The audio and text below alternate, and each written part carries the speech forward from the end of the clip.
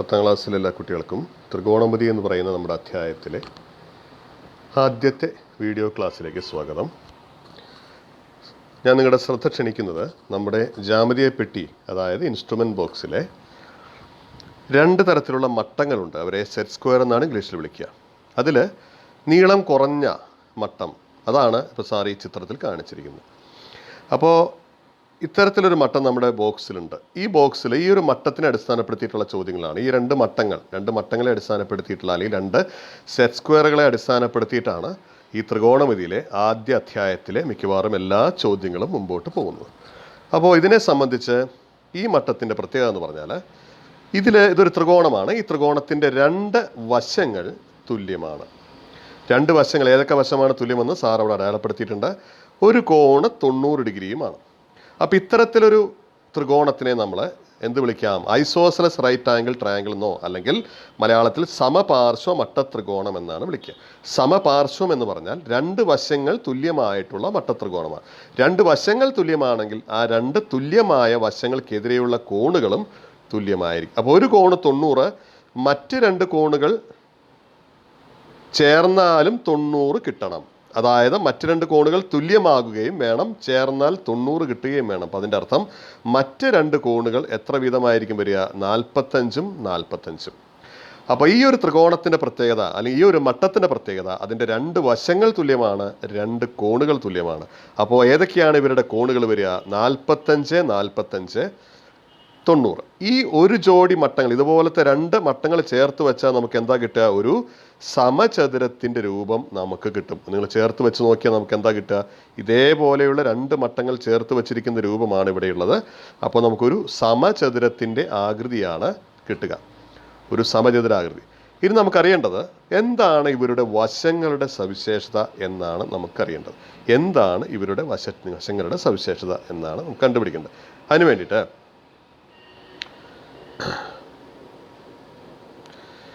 ഇവിടത്തെ ഒരു ഉദാഹരണം നമുക്ക് ശ്രദ്ധിക്കാം. ഇവിടെ കോണുകൾ 45, 45, 90 ആയ ഒരു ത്രികോണമാണ്, അല്ലേ? അപ്പോൾ അവിടെ ചെറിയ 2 വശങ്ങൾ തുല്യമാണ്. അപ്പോൾ തുല്യമായിട്ട് എടുക്കാൻ കഴിയുന്ന ഏറ്റവും ചെറിയ സംഖ്യയായ 1 നമ്മൾ എടുത്തിരിക്കുന്നതെന്ന് വിചാരിക്കുക. അങ്ങനെയാണെങ്കിൽ അതിൻ്റെ ഏറ്റവും വലിയ വശം, അതായത് കർണം അല്ലെങ്കിൽ ഹൈപ്പോട്ന്യൂസ് കണ്ടുപിടിക്കാൻ എന്താണ് ചെയ്യേണ്ടത്? കർണത്തിൻ്റെ സ്ക്വയർ, ഇവിടെ കർണത്തിൻ്റെ സ്ക്വയർ കണ്ടുപിടിക്കാൻ നമ്മൾ എന്താണ് ചെയ്യാറ്? കർണം സ്ക്വയർ അല്ലെങ്കിൽ ഹൈപ്പോട്ന്യൂസിൻ്റെ സ്ക്വയർ കണ്ടുപിടിക്കാൻ എന്താ ചെയ്യുക? പാദത്തിൻ്റെ സ്ക്വയർ പ്ലസ് ലംബത്തിൻ്റെ സ്ക്വയർ. ഇങ്ങനെയാണ് നമ്മൾ കർണത്തിൻ്റെ സ്ക്വയർ കണ്ടുപിടിക്കാൻ ചെയ്യുക. പാദത്തിൻ്റെ സ്ക്വയർ പ്ലസ് ലംബത്തിൻ്റെ സ്ക്വയർ. അതായത് ഇവിടെ കർണത്തിൻ്റെ സ്ക്വയർ അല്ലെങ്കിൽ ഹൈപ്പോട്ന്യൂസിൻ്റെ സ്ക്വയർ എന്ന് പറഞ്ഞാൽ 1ൻ്റെ സ്ക്വയർ 1 തന്നെ, 1ഉം 1ഉം നമുക്ക് എത്ര കിട്ടും? 2 എന്ന് കിട്ടും. കർണത്തിൻ്റെ സ്ക്വയർ 2 ആണെങ്കിൽ എന്താണ് കർണത്തിൻ്റെ അളവ്? കർണം എത്രയാണ്? ആ ചിത്രത്തിൽ കാണാം നമുക്ക്. കർണം എത്രയായിരിക്കും? 2 എന്ന സംഖ്യയുടെ റൂട്ട് 2. അപ്പോൾ ഈ ത്രികോണത്തിൻ്റെ വളരെ പ്രധാനപ്പെട്ട പ്രത്യേകത എന്ന് പറഞ്ഞാൽ അതിൻ്റെ വശങ്ങൾ എങ്ങനെയായിരിക്കും? ഏത് അംശബന്ധത്തിലായിരിക്കും വരിക? 1, ചെറിയ 2 വശങ്ങൾ തുല്യമായിരിക്കും, 1ഉം 1ഉം. അങ്ങനെയാണെങ്കിൽ മൂന്നാമത്തെ വശം എത്രയായിരിക്കും? √2 ആയിരിക്കും വരിക. ഇത് എല്ലാ തരത്തിലുള്ള എല്ലാ വശങ്ങൾ, ഇതുപോലത്തെയുള്ള ഈ 45, 45, 90 കോണുകളായി വരുന്ന ഏത് ത്രികോണത്തിനും ഈ ഒരു അംശബന്ധം ബാധകമാണ്. എന്താണ് ഈ അംശബന്ധം എന്ന വാക്കുകൊണ്ട് നമ്മൾ ഉദ്ദേശിക്കുന്നത്? അംശബന്ധം എന്ന വാക്കുകൊണ്ട് നമ്മൾ എന്താണ് ഉദ്ദേശിക്കുന്നത് എന്ന് സാറ് പറഞ്ഞുതരാം. അപ്പോൾ ഈ 45, 45, 90 എടുത്തു എന്ന് വിചാരിക്കുക. ഇതിൽ ഒരു വശം നമുക്ക് ചോദ്യത്തിൽ തന്നിട്ടുണ്ട്, അതായത് 45 ഡിഗ്രി. നമ്മുടെ ബോക്സിലൊരു മട്ടമാണ്, അതേ സാധനം തന്നെ നമ്മൾ എടുത്തിരിക്കുന്നത്. 45 ഡിഗ്രിക്ക് എതിരെയുള്ള വശം 10 ആണ് എന്ന് ചോദ്യത്തിൽ തന്നു എന്ന് വിചാരിക്കുക. 45 ഡിഗ്രിക്ക് എതിരെയുള്ള വശം 10 ആണെങ്കിൽ ബാക്കി വശങ്ങളൊക്കെ നമുക്ക് കണ്ടുപിടിക്കാൻ കഴിയും. എങ്ങനെയാണ് കണ്ടുപിടിക്കുക? കാരണം 45-നെതിരെ വരുന്ന 2 വശങ്ങളും തുല്യമായിരിക്കും. കോണുകൾ തുല്യമായതുകൊണ്ട് ഈ വശവും എത്ര തന്നെയായിരിക്കും? 10 തന്നെയായിരിക്കും, അല്ലേ? അപ്പോൾ ചെറിയ 2 വശങ്ങൾ 10 ആണ്. നമുക്ക് എന്താ കണ്ടുപിടിക്കേണ്ടത്?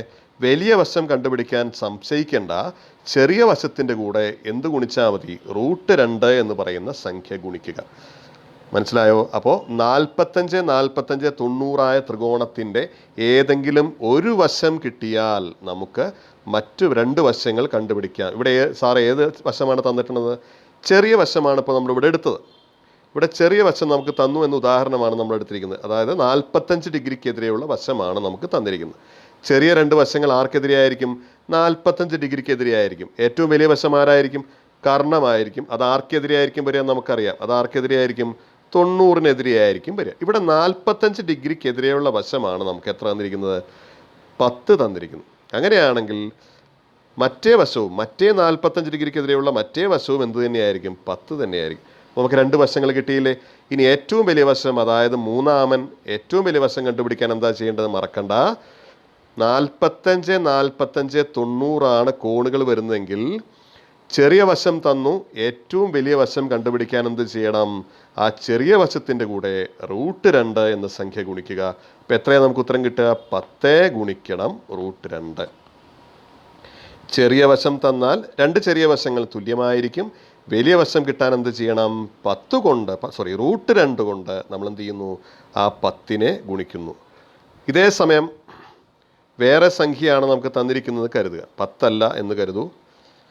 ഇപ്പോൾ ചെറിയ വശങ്ങൾ രണ്ടും 3 സെൻറ്റിമീറ്ററാണ്. ഇത് 3 സെൻറ്റിമീറ്റർ ആണെങ്കിൽ ഇത് വശം എന്ത് തന്നെയായിരിക്കും? 3 സെൻറ്റിമീറ്റർ ആയിരിക്കും. വളരെ എളുപ്പത്തിൽ നമുക്ക് കണ്ടുപിടിക്കാം. വലിയ വശം കണ്ടുപിടിക്കാൻ എന്ത് ചെയ്യണം? ഈ 3-നെ എന്തുകൊണ്ട് ഗുണിച്ചാൽ മതി? √2 കൊണ്ട് ഗുണിച്ചാൽ മതി. 3-നെ √2 കൊണ്ട് ഗുണിക്കുക. അതാണ് ഉത്തരം. അപ്പോൾ ചെറിയ വശം തന്നിട്ട് വലിയ വശം കണ്ടുപിടിക്കാൻ ഉള്ള ചോദ്യം വന്നു കഴിഞ്ഞാൽ ഏത് തരത്തിലുള്ള ത്രികോണത്തിനെ പറ്റിയിട്ട് നമ്മൾ സംസാരിച്ചുകൊണ്ടിരിക്കുന്നത്? 45, 45, 90 വരുന്ന ത്രികോണമാണെങ്കിൽ ചെറിയ വശം തന്നിട്ട് വലിയ വശം കണ്ടുപിടിക്കാൻ പറഞ്ഞാൽ ഓർക്കേണ്ടത് ചെറിയ രണ്ട് വശങ്ങൾ തുല്യമായിരിക്കും. വലിയ വശം കണ്ടുപിടിക്കാൻ നമ്മൾ എന്ത് ചെയ്യണം? ചെറുതിനെ √2 കൊണ്ട് ഗുണിക്കണം എന്നാണ് ഓർമ്മിച്ച് വെക്കേണ്ടത്. ഇനി നമ്മുടെ ചോദ്യത്തിൽ വലിയ വശമാണ് തന്നിരിക്കുന്നതെന്ന് കരുതുക. വലിയ വശം, ചെറിയ വശം തന്നിട്ടാണ് നമ്മളിപ്പോൾ ചെയ്തത്. വലിയ വശം ഇതിൻ്റെ കർണമാണ് നമുക്ക് തന്നിരിക്കുന്നത്. കർണം 20. മറ്റു വശങ്ങളൊക്കെ കണ്ടുപിടിക്കാനാണ് നമ്മളോട് ചോദിച്ചിരിക്കുന്നത് കരുതുക. നമുക്കറിയാം മറ്റ് രണ്ട് വശങ്ങൾ തുല്യമായിരിക്കും. അത് കണ്ടുപിടിക്കാൻ എന്താണ് ചെയ്യേണ്ടത്? അപ്പോൾ നിങ്ങൾ ചെയ്യേണ്ടത് എന്താണ്? നേരത്തെ നമ്മൾ ചെയ്തതിൻ്റെ വിപരീത ക്രിയയാണ് ചെയ്യേണ്ടത്. അതായത് 20-നെ √2 കൊണ്ട് ഹരിക്കുക. 20-നെ √2 കൊണ്ട് ഹരിക്കുകയാണ് വേണ്ടത്. നിങ്ങൾ തല പുകയ്ക്കേണ്ട. 20-നെ √2 കൊണ്ട് ഹരിക്കാനുള്ള ഒരു എളുപ്പമാർഗം സാറ് പറഞ്ഞു തരാം. വളരെ വളരെ വളരെ വളരെ സിമ്പിളായിട്ടുള്ളൊരു കാര്യം ഓർമ്മിച്ച് വെച്ചാൽ മതി. 20-ൻ്റെ പകുതി കണ്ടുപിടിക്കുക 10. അതിൻ്റെ കൂടെ ഒരു √2 ചേർക്കുക. എന്താ ചെയ്യേണ്ടത്? 20-ൻ്റെ പകുതി കണ്ടുപിടിക്കുക 10. അതിൻ്റെ കൂടെ √2 ചേർക്കുക. ഇതെങ്ങനെയാണ് കിട്ടിയത്? ഇത് കിട്ടിയതും വിശദീകരിച്ച് തരാം. 20/√2, അതായത് വലിയ വശം തന്നിട്ട് ചെറിയ വശമാണ് കണ്ടുപിടിക്കേണ്ടതെങ്കിൽ വലിയ വശം 20 ചെറിയ വശം കണ്ടുപിടിക്കാൻ എന്ത് ചെയ്യണം? വലിയ വശമായി 20-നെ നമുക്ക് എന്തുകൊണ്ട് ഹരിക്കണം? √2 കൊണ്ട് ഹരിക്കണം. ഏത് ത്രികോണത്തിൻ്റെ കാര്യമാണ് പറയുന്നതെന്ന് മനസ്സിലാക്കുക. 45, 45, 90. 20-നെ √2 കൊണ്ട് ഹരിക്കുമ്പോൾ ഒന്ന് ശ്രദ്ധിക്കുക. 20-നെ നമുക്ക് എങ്ങനെ എഴുതാം? 10 ഗുണിക്കണം 2 എന്നെഴുതാം. താഴെ ഒരു √2 വരും, നമുക്കറിയാമല്ലോ. ഈ 10 എന്ന് പറഞ്ഞാൽ ശരിക്കും 10 എന്ന് പറയുന്ന സംഖ്യ രണ്ട് √2 തമ്മിൽ ഗുണിക്കുന്നതാണ്. 10 എന്ന് പറഞ്ഞാൽ ഒരു √2 അല്ല, 2 √2 ആണ്. അപ്പോൾ ഈ താഴെയുള്ള √2 മുകളിൽ ഒരു 2 എന്ന് പറഞ്ഞാൽ √2 ഗുണിക്കണം √2 ആണ്. അപ്പോൾ ഈ √2 വെട്ടിപ്പോയിട്ട് നമുക്ക് ഉത്തരത്തിൽ എത്ര വരിക? 10ഉം പിന്നെ അതിൻ്റെ കൂടെ ഒരു √2 മാത്രമേ വരുള്ളൂ. അപ്പോൾ ഇനി മുതൽ നമ്മൾ ഓർമ്മിച്ച് വെക്കേണ്ടത് 20/√2 കണ്ടുപിടിക്കേണ്ടതെങ്കിൽ വളരെ എളുപ്പത്തിൽ സിമ്പിളായിട്ട് ഓർമ്മിച്ച് വെച്ചാൽ മതി. 20-ൻ്റെ പകുതി കാണുക 10, അതിൻ്റെ കൂടെ √2 ചേർക്കുക. അപ്പോൾ ഈ ത്രികോണത്തിൻ്റെ മറ്റ് രണ്ട് ചെറിയ വശങ്ങൾ ഏതൊക്കെയായിരിക്കും? ഏറ്റവും വലിയ വശം 20 ആണെങ്കിൽ ചെറിയ വശങ്ങൾ ഏതൊക്കെയായിരിക്കും? 10√2ഉം 10√2ഉമാണ് ചെറിയ വശങ്ങൾ വരിക. അപ്പോൾ രണ്ട് രീതിയിലുള്ള ചോദ്യങ്ങളാണ് ഇതിൽ വരിക. ചെറിയ വശം തന്നിട്ട് വലുതാണ് കണ്ടുപിടിക്കണമെങ്കിൽ √2 കൊണ്ട് ഗുണിക്കുക. വലിയ വശത്തിൽ നിന്ന് ചെറുത് കണ്ടുപിടിക്കണമെങ്കിൽ √2 കൊണ്ട് ഹരിക്കുക. ഹരിക്കുന്ന രീതിയാണ് ഇപ്പോൾ സാറ് ഇവിടെ വിശദീകരിച്ചു തന്നത്. ഇനി ഹരണം നിങ്ങൾ ചെയ്യേണ്ട, ഇതുപോലെ വിശദീകരിച്ച് എഴുതേണ്ട ആവശ്യമില്ല. പകരം എന്തോർത്താൽ മതി? വളരെ സിമ്പിളായിട്ട് ഓർത്ത് വയ്ക്കുക. 20-നെ നമുക്ക് √2 കൊണ്ട് ഹരിക്കാനുള്ള വിദ്യ എന്താ? 20-നെ √2 കൊണ്ട് ഹരിക്കാൻ 20-ൻ്റെ പകുതി കണ്ടുപിടിക്കുക. എത്രയാ? 10. അതിൻ്റെ കൂടെ എന്ത് ചേർത്ത് കൊടുത്താൽ മതി? √2 എന്ന് പറയുന്ന സംഖ്യ ചേർത്ത് കൊടുത്താൽ മതി. അപ്പോൾ ഇവിടുത്തെ വശങ്ങൾ ഏതൊക്കെയാ? ചെറിയ രണ്ട് വശങ്ങൾ തുല്യമാണ്. അവ ഏതൊക്കെയാണ്? 10√2ഉം 10√2ഉം. വലിയ വശം ഏതാണ്? 20 എന്ന് കിട്ടും. വേറൊരു ഉദാഹരണം കൂടി നമുക്ക് നോക്കാം. അപ്പോൾ ഇതുപോലെ തന്നെ. അപ്പോൾ രണ്ട് രീതിയിലുള്ള ചോദ്യങ്ങളാണ് ഈ ഭാഗത്ത് നിന്ന് വരിക എന്ന് വ്യക്തമായി മനസ്സിലായി എന്ന് കരുതുന്നു. ഇനി നമുക്ക് വലിയ വശം 30 വിചാരിക്കാം, 30 സെൻറ്റിമീറ്റർ, ഏത് വേണമെങ്കിലും വരാമല്ലോ. വലിയ വശം 30 സെൻറ്റിമീറ്റർ, ഇത് 30 സെൻറ്റിമീറ്റർ. ചെറിയ വശങ്ങൾ കണ്ടുപിടിക്കണം. ചെറിയ വശം കണ്ടുപിടിക്കാൻ വളരെ സിമ്പിളാണ്. എന്ത് ചെയ്യണം? നമ്മൾ എന്ത് ചെയ്യുന്നു? 30നെ √2 കൊണ്ട് ഹരിക്കുന്നു. 30നെ √2 കൊണ്ട് ഹരിക്കാൻ ഇനി ഒരു സ്റ്റെപ്പ് എഴുതണ്ട. നിങ്ങൾ ചെയ്യേണ്ടത് 30ൻ്റെ പകുതിയായ എന്ത് കണ്ടുപിടിക്കുക? 15 എഴുതുക. എന്നിട്ട് അതിൻ്റെ കൂടെ എന്ത് ചേർത്ത് കൊടുത്താൽ മതി? √2 ചേർത്ത് കൊടുത്താൽ മതി. അപ്പോൾ നമ്മുടെ ഉത്തരം ഏതൊക്കെയാണ്? 15 √2 ആണ് 2 ചെറിയ വശങ്ങൾ. വ്യക്തമാണെന്ന് വിചാരിക്കുന്നു. ഇതെങ്ങനെയുള്ള ത്രികോണത്തിനെ പറ്റിയിട്ടാണ് നമ്മൾ പറയുന്നത്?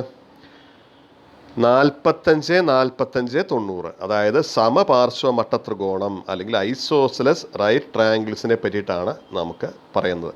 നോട്ടിൽ തന്നതിൽ കുറച്ച് ചോദ്യങ്ങൾ, ഇതുമായി ബന്ധപ്പെട്ട കുറച്ച് ചോദ്യങ്ങളുണ്ട്.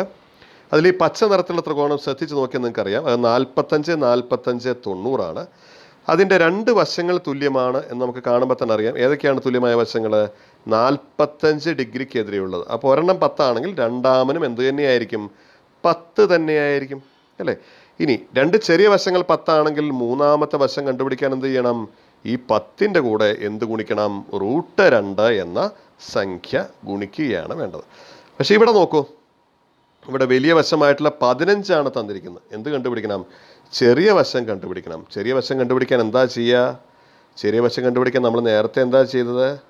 15ൻ്റെ പകുതി കണ്ടുപിടിക്കണം. 15ൻ്റെ പകുതി, അല്ലേ? 15ൻ്റെ പകുതിയുടെ കൂടെ എന്ത് ചേർക്കണം? √2 ചേർക്കണം. കാരണം നമ്മൾ നേരത്തെ വളരെ എളുപ്പത്തിലാണ് ചെയ്തത്. കാരണം 30 വന്നപ്പോൾ 30ൻ്റെ പകുതി 15. 15 ഒരു എണ്ണൽ സംഖ്യയാണ്, അപ്പോൾ കുഴപ്പമില്ല. പക്ഷേ ഇവിടെ 15 വലിയ വശമെങ്കിൽ എന്ത് ചെയ്യണം? 15ൻ്റെ പകുതി കണ്ടുപിടിക്കുക. 15ൻ്റെ പകുതി എത്രയാണ്? 15/2. അതിനെ എന്തുകൊണ്ട് ഗുണിക്കുക? √2 ഗുണിക്കുക കേട്ടോ. അതായത് വലിയ വശം 15 ആണെങ്കിൽ ചെറിയ വശം കണ്ടുപിടിക്കാൻ എന്താ ചെയ്യേണ്ടത്? ചെറിയ വശം കണ്ടുപിടിക്കാൻ ശരിക്കും നമ്മൾ ചെയ്യുന്നത് √2 കൊണ്ട് ഹരിക്കുകയാണ് ചെയ്യുന്നത്, അല്ലേ? 15നെ √2 കൊണ്ട് ഹരിക്കുകയാണ് ഇവിടെ ചെയ്യുന്നത്. 15നെ √2 കൊണ്ട് ഹരിക്കുന്ന അതേ ഉത്തരം തന്നെയാണ് നമ്മളിവിടെ എന്ത് എഴുതിയിരിക്കുന്നത്? 15നെ √2 കൊണ്ട് ഹരിക്കുന്ന അതേ അവസ്ഥ തന്നെയാണ് 15/2 × √2. ഇവിടെ ഇരട്ടസംഖ്യ അല്ലാത്തതുകൊണ്ടാണ് ഇവിടെ /2 എന്ന് വന്നത്.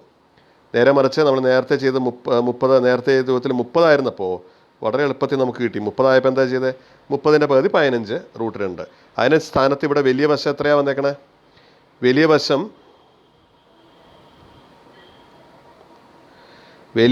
15 ആണെങ്കിൽ എന്താ സംഭവിക്കുക? വലിയ വശം 15 ആണെങ്കിൽ എന്താണ് സംഭവിക്കുക? വലിയ വശം 15 ആണെങ്കിൽ ഇതുപോലെ തന്നെ നമ്മൾ ചെയ്യുക. എന്ത് ചെയ്താൽ മതി? ചെറിയ വശം കണ്ടുപിടിക്കാൻ 15ൻ്റെ പകുതി കാണുക. 15ൻ്റെ പകുതി കാണുക, അതിൻ്റെ കൂടെ √2 ചേർക്കുക. അപ്പോൾ ചെറിയ വശങ്ങൾ ഏതൊക്കെയായിരിക്കും? 15/2 √2. മറ്റേ ചെറിയ വശവും എന്ത് തന്നെയായിരിക്കും? 15/2 √2. ഇങ്ങനെയാണ് നമ്മൾ 45 45 90ൻ്റെ വശങ്ങൾ കണ്ടുപിടിക്കേണ്ടത്. ഇവിടെ നമുക്കൊരു 3 ഉദാഹരണങ്ങളുണ്ട്. 3 ത്രികോണങ്ങളും ഏത് പ്രത്യേകതയുള്ളതാണ് നമുക്ക് കാണുമ്പോൾ തന്നെ അതിനറിയാം. 90 45 45. ഒരു കോണം അവിടെ എഴുതിയിട്ടില്ല. തരാത്ത മൂന്നാമത്തെ കോണം എത്രയായിരിക്കും? 45 ഡിഗ്രി തന്നെയാണ്. അപ്പോൾ ഇതിൻ്റെ വശങ്ങളുടെ പ്രത്യേകത ഇപ്പോൾ നമുക്കറിയാം, അല്ലേ? അപ്പോൾ ഇവിടെ എന്താ, ഏത് വശമാണ് തന്നിരിക്കുന്നത്? 12 തന്നിട്ടുണ്ട്. 12 എന്ന് പറഞ്ഞാൽ ആരാ? ചെറിയ വശമാണ്, അല്ലേ? അതായത് 45 ഡിഗ്രിക്കെതിരെ എന്ന് പറഞ്ഞാൽ ചെറിയ വശമാണ് 12. അപ്പോൾ മറ്റേ വശവും 45 ഡിഗ്രിക്കെതിരെയുള്ള മറ്റേ വശവും എന്ത് തന്നെയായിരിക്കും? ഉറപ്പായിട്ടും എത്ര തന്നെയായിരിക്കും? 12 തന്നെ ആയിരിക്കും. ഇനി നമുക്ക് ഇതിലെ വലിയ വശം കണ്ടുപിടിക്കാൻ എന്താ ചെയ്യേണ്ടത്?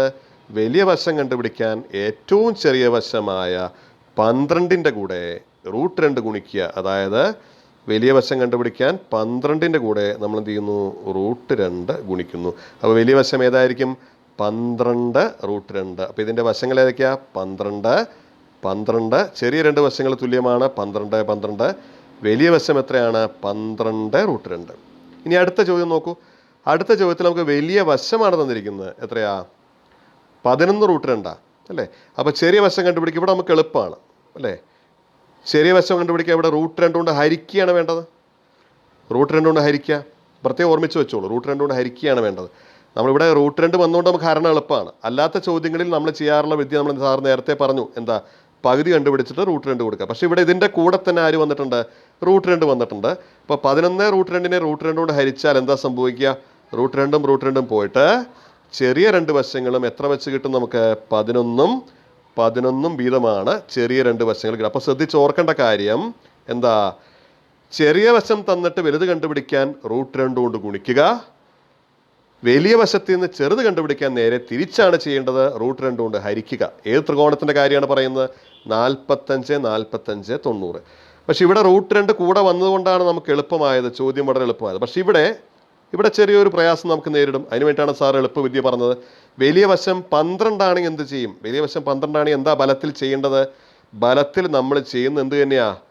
√2 കൊണ്ട് 12നെ √2 കൊണ്ട് ഹരിക്കുക. ആ ഹരിക്കാനുള്ള എളുപ്പവിദ്യയാണ് സാറ് പറഞ്ഞത്. 12ൻ്റെ പകുതിയായ 6 കണ്ടുപിടിച്ച് അതിൻ്റെ കൂടെ എന്ത് ചേർക്കുക? √2 ചേർക്കുക. 12ൻ്റെ പകുതി എത്ര? 6. അതിൻ്റെ കൂടെ √2 ചേർക്കുക. അപ്പോൾ ചെറിയ വശങ്ങൾ ഏതൊക്കെയായിരിക്കും? ഈ വശം എത്രയായിരിക്കും? 6√2. ഈ വശവും എത്രയായിരിക്കും? 6√2.